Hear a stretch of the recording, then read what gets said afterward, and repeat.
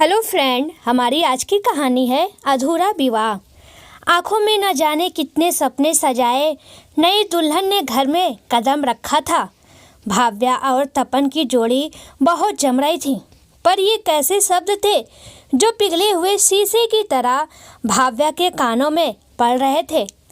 क्या कोई भी नई नवेली दुल्हन शादी की पहली रात अपने पति से ऐसे शब्द सुन सकती है? उस औरत की क्या हालत होगी जब उसका पति उससे कहे कि मैं आपको एक पत्नी का अधिकार नहीं दे पाऊंगा, लेकिन मैं सम्मान जरूर दे पाऊंगा। आप इस घर में एक बहू की हैसियत से रहिएगा, लेकिन एक पत्नी के प्यार की उम्मीद मुझसे मत कीजिएगा। तपन ने अपनी शांत पर बेलोस सी आवाज में कहा तो एक बारगी भाव्या की समझ में नहीं आया कि वह उसकी इस बात का क्या जवाब दे। फिर भी उसने संकोच हटाकर पूछ ही लिया, क्या मैं इसकी वजह जान सकती हूँ? मैं किसी और से प्यार करता हूँ। तो फिर आपने यह शादी क्यों की? विजातीय विवाह के लिए घर वाले तैयार नहीं थे और आप उन्हें बहुत पसंद थी। तपन की इस जवाब से ऊपर से नीचे तक लहक उठी भाव्या। ये क्या बात हुई भला? एक तो उसने भी कोई तपन से खुशी खुशी शादी की थी। उसके लिए तो शादी एक पावन पड़ने की तरह था।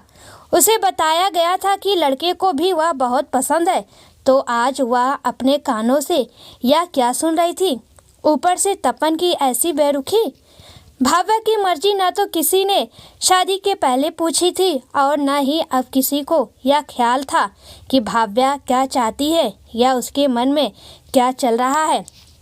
उसे तो तपन से सिर्फ एक बार मिलवाया गया था और यही बताया गया था कि तपन और तपन के परिवार वालों को भाव्या बहुत पसंद है और इसीलिए यह शादी हो रही है। भाव्या भी शादी तो करना चाहती थी, लेकिन वह चाहती थी कि उसका विवाह प्यार और समर्पण की एक मिसाल बने। पर तपन तो कह रहा था कि उसने उसे ठीक से देखा ही नहीं और वह उसको कभी प्यार ही नहीं कर पाएगा। तो फिर भाव्या किस प्यार और समर्पण की उम्मीद कर सकती है? बिना पति के प्रेम के वह कैसी विवाहता हुई भला?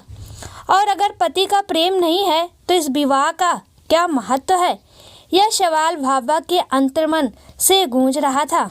अब तो भाव्या का मन कर रहा था कि एक पल के लिए भी इस घर में न रहे। शादी की पहली रात जब किसी पत्नी को कोई पति ऐसा कह दे तो उस पत्नी का क्या हालत होगी, इसका कोई अंदाजा भी नहीं लगा सकता है। माना कि भाव्या एक मध्यम वर्गीय परिवार से थी और तपन अमीर घर का था। क्या इससे तपन को भाव्या की भावना से खेलने की इजाज़त मिल जाती है? क्या ज़्यादा अमीर ना होना अपनी ज़िंदगी को दूसरों की मर्जी से जीने लायक बनाने के लिए होता है? ये तमाम सवाल थे जो उस रात भाव्या के मन में उमड़ घुमड़ रहे थे। साथ में एक बात और उसके मन में आ रही थी कि क्या बाबा को पता है कि तपन किसी और लड़की से प्यार करता है? तब भी उन्होंने मेरी शादी उससे क्यों करवा दिया? नहीं, शायद बाबा को नहीं पता है। इसका मतलब तपन और उसके माता पिता ने मुझे और मेरे माता पिता को धोखा दिया है। यही सारी बातें भाव्या के मन में थी, लेकिन वह किससे पूछती? तपन तो उसी कमरे में बड़े से सोफे पर मुंह मोड़कर सो गया था। खैर, किसी तरह रात काटी और अगले दिन पग फेरे की रस्म थी। भाव्या सुबह तड़के उठी ही थी कि सास ने ऐलान कर दिया कि आज पग फेरे की रस्म में बहू मायके नहीं जाएगी, क्योंकि अगले ही दिन रिसेप्शन है, सो उसी की तैयारी की जाएगी। यह सुनकर भाव्या मन महसूस कर रह गई। वह जल्दी से जल्दी अपने माता पिता से बात करना चाहती थी। खैर, किसी तरह रिसेप्शन की अगली सुबह और जब वह मायके के लिए रवाना हुई तो उसकी सास ने गाड़ी में बहुत सारे खाने पीने का सामान और घर वालों के लिए कपड़े वगैरह रखवा दिया। यह सब देखकर काव्या को समझ नहीं आया कि अभी जो शादी पर इतने कपड़ों का आदान प्रदान हुआ था, फिर से कपड़े क्यों दिए जा रहे हैं। गाड़ी में बैठने के थोड़ी देर के बाद ही भाव्या को मालूम पड़ गया कि ये सब ताम झाम किस लिए था। जब तपन ने उसे बड़े धीमे स्वर में कहा कि अपने मायके में किसी को मत बताना कि मैंने पत्नी का अधिकार नहीं दिया है और मैं किसी और से प्यार करता हूँ, बस ये समझ लो कि यह शादी एक समझौता है जो आजीवन चलेगा। मेरे माता पिता कभी भी मेरी उस लड़की से शादी करने को नहीं मानेंगे जिससे मैं प्यार करता हूँ। तुम्हें मेरे यहाँ खाने पहनने की कोई कमी नहीं होगी। तुम जैसा चाहो वैसे रह सकती हो, बस अपना मुंह मत खोलना। सुनकर मजबूर भाव्या अपना मुंह बंद रखने के लिए विवश हो गई और सोचने लगी, क्या सच शादी मजबूरी में की जाती है तो जिंदगी कितनी मुश्किल हो जाती है। जो भाव्या छोटी छोटी बातों पर खुश हो जाती थी, शादी के नाम पर न जाने उसके भोले से मन में कितने सारे लड्डू और बुलबुले उठते थे। वह बिल्कुल शांत हो गई थी।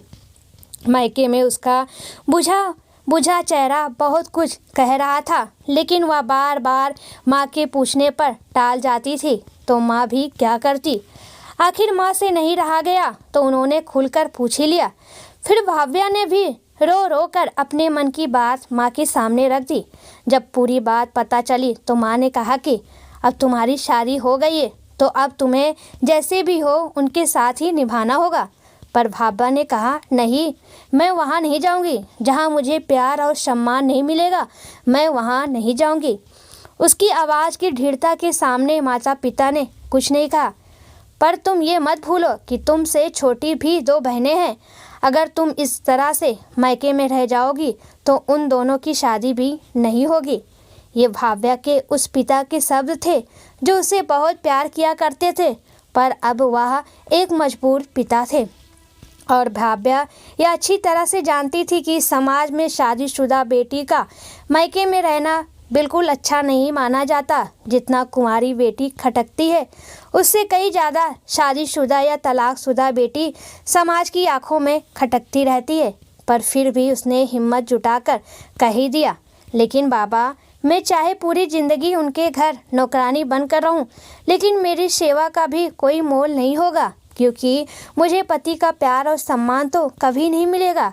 आज अगर मैं थोड़ा सा अपने लिए खड़ी होती हूँ तो कल को मेरी एक स्वाभिमान भरी जिंदगी होगी और मेरी दोनों बहनें भी अपनी ज़िंदगी के प्रति, अपने हक के प्रति और अपने अस्तित्व के प्रति सतर्क हो जाएगी, क्योंकि तपन जैसे लोग तो और भी मिलेंगे। हमें खुद को मजबूत करना होगा और खुद की अहमियत समझनी होगी, ताकि हमें भी कोई इंसान अपने से नीचे दर्जे का ना समझे।